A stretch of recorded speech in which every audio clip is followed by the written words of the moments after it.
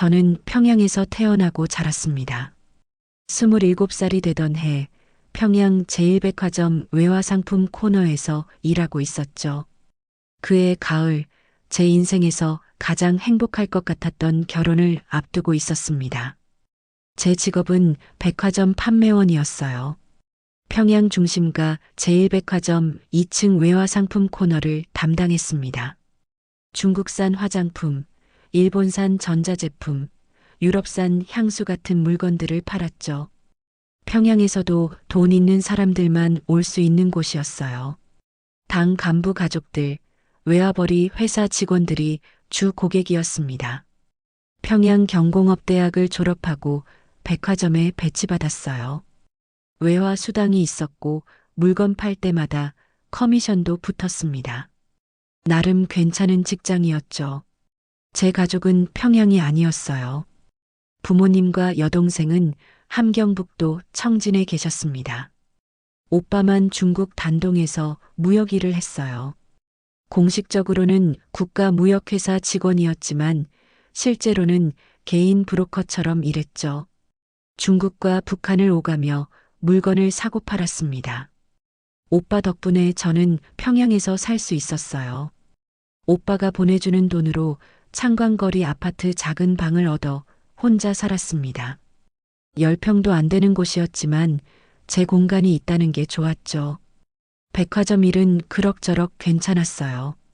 손님들은 까다로웠지만 예쁘게 말하고 웃으면 됐습니다. 저는 외모가 괜찮은 편이어서 손님들이 좋아했어요.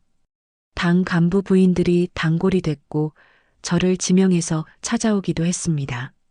하지만 뭔가 불안했어요. 외화를 다루는 일이라 감시가 심했거든요. 매일 장부를 작성해야 했고 일주일마다 재고 조사를 받았습니다. 돈이 조금이라도 안 맞으면 큰일이었어요. 특히 오빠 때문에 걱정이 많았습니다. 중국에서 무역 일을 하는 사람들은 항상 의심받았거든요. 외화를 빼돌리거나 밀수를 한다는 의심이요. 실제로 오빠는 위험한 일을 했어요. 공식 루트가 아닌 물건들을 거래하기도 했죠. 그해 봄 저는 그를 만났습니다. 최민혁이라는 남자였어요. 31살 외화벌이 무역회사 과장이라고 했습니다. 처음 만난 건 백화점이었어요. 중국산 양주를 사러 왔는데 제게 이것저것 물어봤죠. 조용하고 신사적인 인상이었습니다. 말투가 부드러웠고 웃을 때 눈이 따뜻했어요. 그날 이후로 자주 백화점에 왔고 자연스럽게 친해졌습니다. 몇 번 만나고 나서 대동강변 산책을 제안했어요. 그렇게 우리는 연애를 시작했습니다. 처음으로 누군가를 진심으로 좋아한다는 걸 느꼈어요. 퇴근하고 나면 그 사람 생각부터 났고 주말이면 꼭 만나고 싶었죠. 그도 저를 좋아하는 것 같았습니다. 그때는 몰랐어요. 이 모든 게 계획된 거였다는 걸요. 그 사람이 저를 감시하기 위해 접근했다는 걸요. 진짜 지옥은 지금부터였습니다. 그와 처음 제대로 된 데이트를 한 건 5월이었습니다. 대동강 유람선을 타자고 했어요. 설레는 마음으로 선착장에 나갔습니다. 저녁 7시 해가 지고 있었고 강물에 노을이 비쳤습니다. 민혁 씨는 회색 양복을 입고 서 있었어요. 서연 씨 기다렸어요. 미소 지으며 손을 내밀었습니다. 유람선에 올랐어요. 난간 쪽으로 가서 평양 야경을 봤습니다. 주체 사상탑이 보였고 고층 건물들의 불빛이 반짝였어요. 아름다웠습니다. 민혁 씨가 물었어요. 평양에서 계속 살았어요? 네, 대학 때부터요. 고향은 청진이에요. 가족이 그리울 것 같은데요. 가끔 그렇죠. 명절 때 내려가고 싶은데 쉽지 않아요. 유람선이 천천히 움직였습니다. 우리는 이런저런 얘기를 나눴어요. 편했어요. 이 사람과 함께 있으면 긴장되지 않았습니다. 강변을 걸으며 민혁 씨가 물었어요. 오빠가 중국에서 무역 일한다고 들었어요. 네, 단동에 있어요. 가끔 평양 오는데 바빠서 자주는 못 봐요. 무역 일이 힘들죠. 위험하기도 하고요. 뭔가 이상했어요. 오빠 얘기를 왜 그렇게 관심 있게 듣는 걸까요? 하지만 곧 다른 얘기로 넘어갔습니다. 그날 이후로 자주 만났어요. 일주일에 두세 번은 봤습니다. 모란봉 공원도 가고 개선문에서 사진도 찍었어요. 민혁 씨는 항상 친절했습니다. 백화점에 퇴근 시간 맞춰 마중 나오기도 했어요. 2달쯤 만났을 때 고백을 받았습니다. 평양 대극장에서 공연을 보고 나오는 길이었어요. 서연 씨, 나랑 사귈래요? 심장이 빨리 뛰었어요. 네, 좋아요. 그렇게 우리는 정식 연인이 됐습니다. 행복했어요.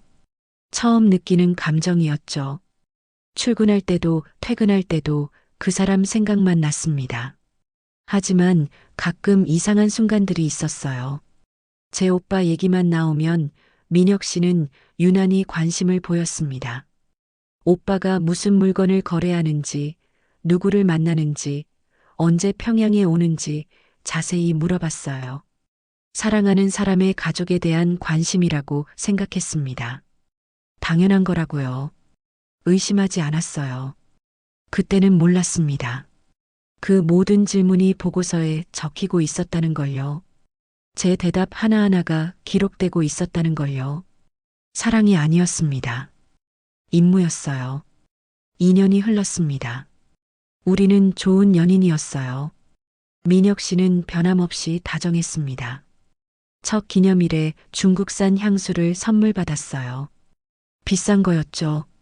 감동했습니다. 하지만 가끔 이상한 일들이 있었어요.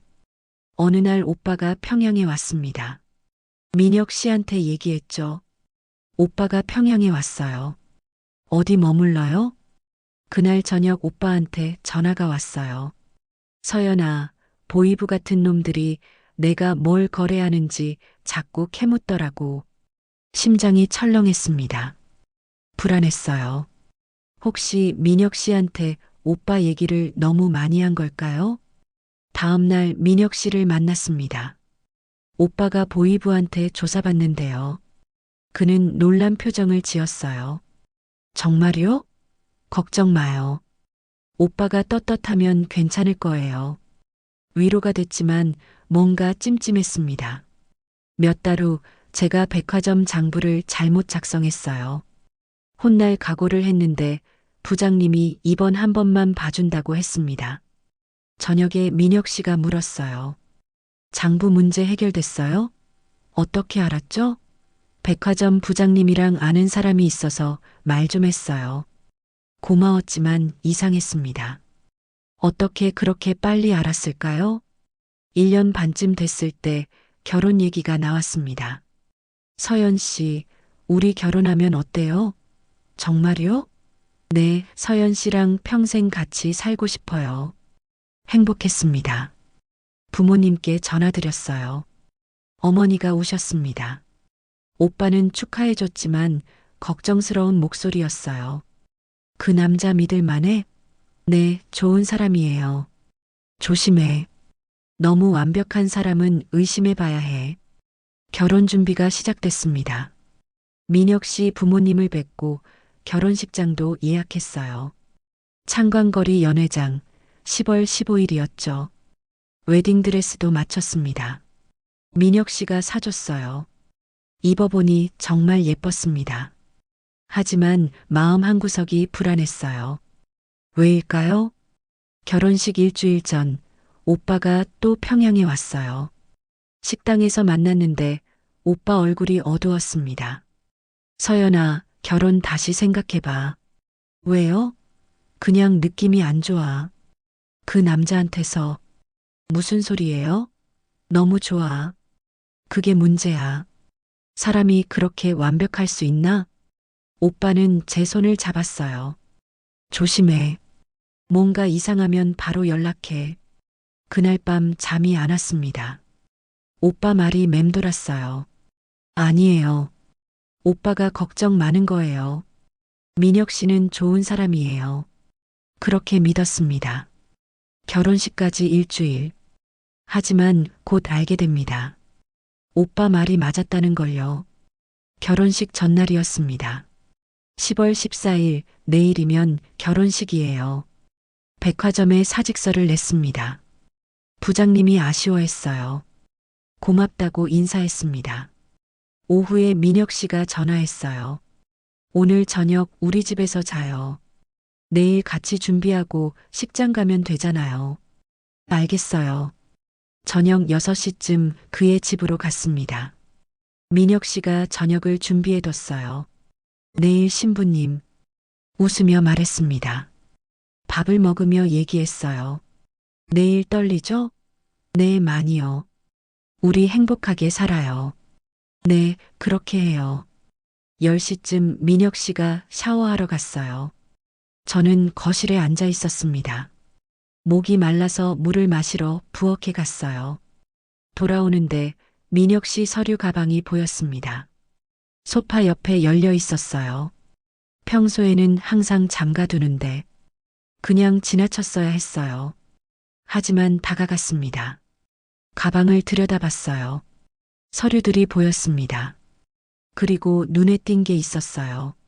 제 이름이었습니다. 김서연. 서류를 꺼냈어요. 손이 떨렸습니다. 감시 대상자 김서연, 27세, 평양 제1백화점 판매원. 심장이 멎는 것 같았습니다. 계속 읽었어요. 대상자의 오빠 김태주는 중국 단동에서 불법 무역거래 의심. 대상자와의 연락 추적 중. 숨이 막혔습니다. 더 밑으로 내려갔어요. 접근 방법 백화점 고객으로 위장 접근. 연애관계 구축. 신뢰 확보 후 정보 수집. 마지막 장에 적혀 있었습니다. 결혼을 통한 가족 전체 감시망 구축. 결혼 후 대상자 오빠의 중국 거래처 파악 예정. 그리고 서명이 있었어요. 국가보위부 구국 요원 최민혁. 세상이 무너졌습니다. 가방 안을 더 뒤졌어요. 신분증이 나왔습니다. 국가보위부. 사진은 민혁 씨였지만 차갑고 날카로운 눈빛이었어요. 사진들도 있었어요. 제 사진, 오빠 사진, 몰래 찍은 것들. 감시 보고서도 있었습니다. 2년 동안 저를 속였어요. 모두 거짓이었습니다. 샤워하는 소리가 멈췄어요. 서류를 다시 가방에 넣었습니다. 소파에 앉았어요. 숨을 가다듬었습니다. 민혁 씨가 나왔습니다. 서연 씨, 괜찮아요? 얼굴이 안 좋아 보이는데. 괜찮다고 말했어요. 그냥 긴장돼서요. 그는 제 옆에 앉아 손을 잡았어요. 내일부터 평생 같이 살 거예요. 그 손이 차갑게 느껴졌습니다. 11시쯤 침실에 들어갔어요. 민혁 씨는 거실에서 자겠다고 했습니다. 내일까지는 신랑 신부니까요. 침대에 누웠습니다. 잠이 올 리 없었어요. 어떡하죠? 내일 결혼식이에요. 하지만 이 결혼은 거짓이에요. 저를 감시하기 위한 거예요. 결혼하면 안 돼요. 절대로. 새벽 2시 결심했습니다. 도망쳐야 해요. 지금 당장. 새벽 4시 침대에서 일어났습니다. 민혁 씨는 거실에서 자고 있었어요. 조용히 가방을 챙겼습니다. 돈, 신분증, 오빠 전화번호, 웨딩드레스가 옷장에 걸려 있었어요. 손이 드레스로 갔습니다. 이걸 입고 싶었어요. 제 결혼식이었으니까요. 미친 생각이었죠. 하지만 입었습니다. 하얀 드레스를 입고 위에 코트를 걸쳤어요. 문을 열었습니다. 삐걱 소리가 났어요. 거실에서 민혁 씨가 뒤척였습니다. 제발 깨지 마세요. 다행히 조용해졌어요. 계단으로 내려갔습니다. 드레스가 계단에 걸렸지만 조심스럽게 내려갔어요. 밖으로 나갔습니다. 새벽 공기가 차가웠어요. 평양 거리는 텅 비어 있었습니다. 공중전화를 찾아 오빠한테 전화했어요. 오빠 도와줘요. 민혁 씨가 보이부예요. 저를 감시했어요. 뭐, 지금 어디야? 서성구역이요. 움직이지 마. 내가 지금 간다. 골목에 숨어서 기다렸습니다. 20분쯤 지나자 차가 왔어요. 서연아, 오빠였습니다. 차에 탔어요. 운전석에 낯선 남자가 있었습니다. 브로커야. 국경 넘을 수 있게 도와줄 거야. 국경이요?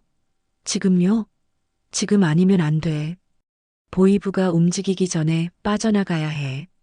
차가 출발했습니다. 평양을 빠져나가 북쪽으로 향했어요. 언제 알았어? 어젯밤이요. 서류를 봤어요. 오빠한테 말하니 눈물이 났습니다. 미안해. 내가 조심하라고 했잖아. 해가 떠올랐어요. 결혼식 시간이 다가왔습니다.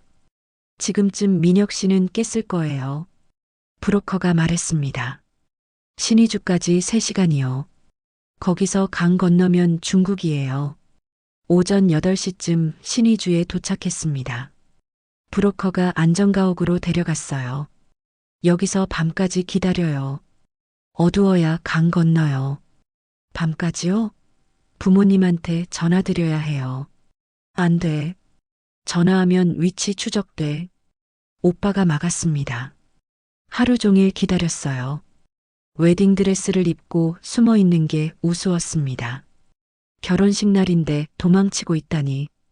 지금쯤 식장에 하객들이 모였을 거예요. 신부가 안 나타났다고 난리 났겠죠. 저녁이 됐습니다. 브로커가 말했어요. 이제 움직여요.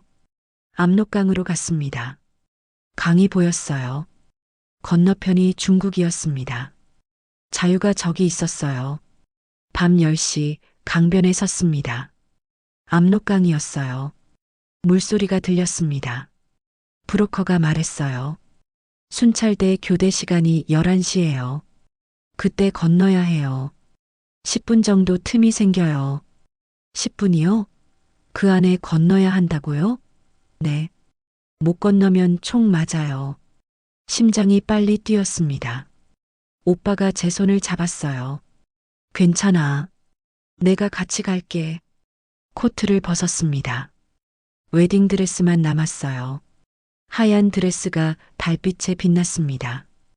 브로커가 말했어요. 옷이 너무 눈에 띄어요. 벗는 게 좋아요. 싫어요. 이거 입고 갈 거예요. 제 결혼식 드레스예요. 오빠가 말렸지만 고집을 부렸습니다. 브로커가 한숨을 쉬었어요. 알았어요. 대신 조심하세요. 11시가 됐습니다. 브로커가 손을 들었어요. 지금이에요. 가요. 강으로 내려갔습니다. 물에 발을 담갔어요. 차가웠습니다. 10월 밤 강물이었으니까요. 오빠가 앞서갔습니다. 저는 뒤를 따랐어요. 드레스가 물에 젖었습니다. 무거워졌어요. 물이 무릎까지 왔습니다. 허벅지까지 왔어요. 걷기가 힘들었습니다. 그때였어요. 불빛이 보였습니다. 손전등이었어요. 브로커가 속삭였어요. 순찰대예요. 엎드려요. 물속에 엎드렸습니다. 얼굴이 물에 잠겼어요. 숨을 참았습니다. 손전등 불빛이 지나갔습니다. 고개를 들었어요. 숨을 쉬었습니다. 다시 움직였어요. 반쯤 왔습니다. 조금만 더 가면 중국이에요. 갑자기 고함 소리가 들렸습니다. 거기서 누구야? 들켰어요. 뛰어요. 오빠가 소리쳤습니다. 물을 헤치며 뛰었어요. 드레스가 다리에 감겼습니다. 넘어질 뻔했어요. 총소리가 울렸습니다. 탕, 물이 튀었어요. 또 총소리, 탕, 탕, 귀가 먹먹했습니다. 계속 뛰었어요. 오빠 손을 잡고 앞으로 나갔습니다. 브로커가 앞에서 소리쳤어요. 거의 다 왔어요. 조금만 더. 강 건너편이 보였습니다. 중국 땅이었어요. 총소리가 계속 들렸습니다. 탕, 탕, 탕, 제 옆을 스쳤어요. 오빠가 비명을 질렀습니다. 아, 오빠, 괜찮아. 계속 뛰어. 드디어 강 건너편에 도착했습니다. 중국이었어요. 물에서 나와 풀밭에 쓰러졌습니다. 숨을 헐떡였어요. 온몸이 젖어 있었습니다. 드레스는 진흙투성이었어요. 오빠를 봤습니다. 팔에서 피가 났어요. 오빠, 괜찮아. 스친 거야. 브로커가 말했어요. 빨리 움직여야 해요. 중국 공안 올 수 있어요. 일어났습니다. 다리가 후들거렸어요. 하지만 걸어야 했습니다. 산속으로 들어갔어요. 뒤돌아봤습니다. 북한이 보였어요. 이제 안녕이었습니다. 자유를 얻었지만 모든 걸 잃었어요. 가족도 고향도 사랑도. 하지만 살아 있었습니다. 그게 중요했어요. 중국 땅이었습니다. 하지만 안전하지 않았어요. 브로커가 우리를 차에 태웠습니다. 낡은 트럭이었어요. 짐칸에 올라탔습니다. 어디로 가요? 단동이요. 거기서 한국 대사관 연락할 수 있어요. 단동까지 3시간 걸렸습니다. 짐칸 안은 어두웠어요. 오빠 팔에서 계속 피가 났습니다. 손수건으로 동였어요. 아파요? 괜찮아. 견딜만해. 웨딩드레스는 엉망이었습니다. 진흙과 강물로 더럽혀졌어요. 찢어진 곳도 있었습니다. 아름다웠던 드레스가 이제는 누더기였죠. 새벽에 단동에 도착했습니다. 중국 도시였어요. 건물에 불빛이 켜져 있었습니다. 북한과는 달랐어요. 브로커가 우리를 조선족 마을로 데려갔습니다. 작은 집이었어요. 여기서 며칠 지내요. 한국 대사관 연락할게요. 며칠이요? 네. 준비 시간 필요해요. 방에 들어갔습니다. 좁았지만 따뜻했어요. 침대가 있었습니다. 드레스를 벗었어요. 처음으로 평범한 옷을 입었습니다. 거울을 봤는데 제 모습이 낯설었어요. 오빠 상처를 치료했습니다. 총알이 스쳐간 자국이었어요. 깊지 않았지만 아파 보였습니다. 미안해. 나 때문에 다쳤어. 아니야. 당연한 거야. 오빠니까. 사흘이 지났습니다. 브로커가 소식을 가져왔어요. 한국 대사관에서 연락 왔어요. 베이징으로 오래요.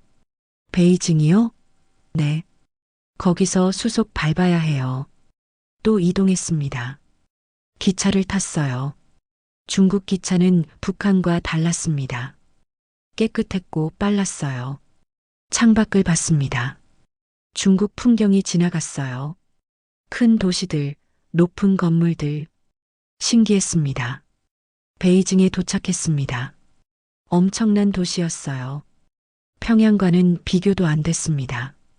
한국 대사관에 갔습니다. 태극기가 보였어요. 낯선 깃발이었지만 희망 같았습니다. 직원이 우리를 맞았어요. 오시느라 고생하셨습니다. 이제 안전해요. 그 말을 듣자 눈물이 났습니다. 안전하다고요. 정말요? 서류를 작성했습니다. 이름, 생년월일, 탈북 사유. 결혼식 날 도망쳤다고 썼어요. 신랑이 보이부 요원이었다고요. 직원이 놀란 표정을 지었습니다. 정말요? 국정원에서도 관심 가질 만한 케이스네요. 일주일 후 비행기를 탔습니다. 한국행이었어요. 오빠도 같이 갔습니다. 처음 타는 비행기였어요. 무서웠지만 설렜습니다. 구름 위를 날았어요. 2시간 후 착륙했습니다. 인천공항이었어요. 한국이었습니다. 자유의 땅이었어요. 입국 심사를 받았습니다. 탈북자라고 하니 국정원 직원이 나왔어요. 하나원으로 갔습니다. 3개월 교육받는 곳이라고 했어요. 방을 배정받았습니다. 침대에 누웠어요. 여기까지 왔구나. 정말 한국에 왔구나. 믿기지 않았습니다. 한 달 전만 해도 평양에서 결혼 준비를 하고 있었는데요. 이제 시작이었습니다. 새로운 삶이요. 하나원에서 3개월이 지났습니다. 한국말을 배우고 북한 억양을 고쳤어요. 어려웠어요. 모든 게 낯설었습니다. 하지만 자유로웠어요. 아무도 저를 감시하지 않았습니다. 하나원을 나와 서울에 원룸을 얻었습니다. 편의점에서 일했어요. 적었지만 제가 번 돈이었습니다. 밤에는 혼자 생각했습니다. 1년 전만 해도 평양에서 결혼 준비를 하고 있었는데요. 민혁 씨 생각이 났습니다.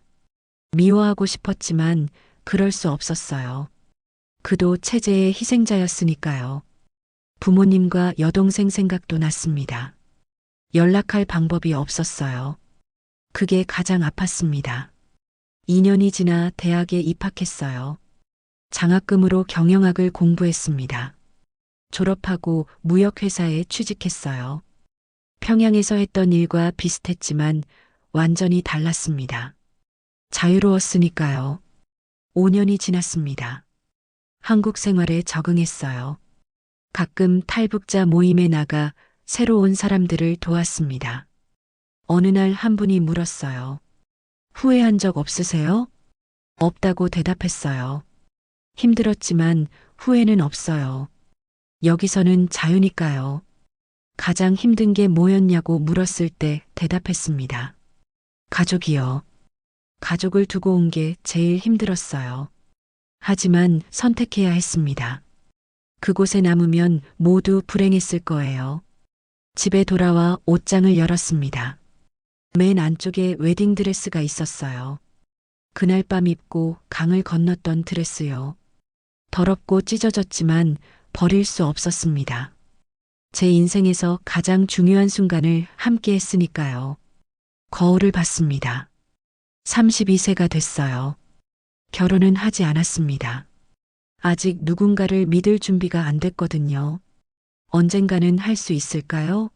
모르겠어요. 하지만 괜찮아요. 지금도 충분히 행복하니까요. 창밖을 봤습니다. 서울 야경이 보였어요. 불빛들이 반짝였습니다. 이게 자유구나. 이게 제가 선택한 삶이구나. 후회 없습니다. 북한에 남아 계신 분들께 전하고 싶어요. 자유는 소중합니다. 두렵겠지만 용기를 내세요. 이미 자유를 얻은 분들께도요. 포기하지 마세요. 힘들어도 버티세요. 우리는 살아남았습니다. 그것만으로도 대단한 거예요. 저는 김서연입니다. 웨딩드레스를 입고 자유를 찾아 떠난 여자예요. 지금은 행복합니다.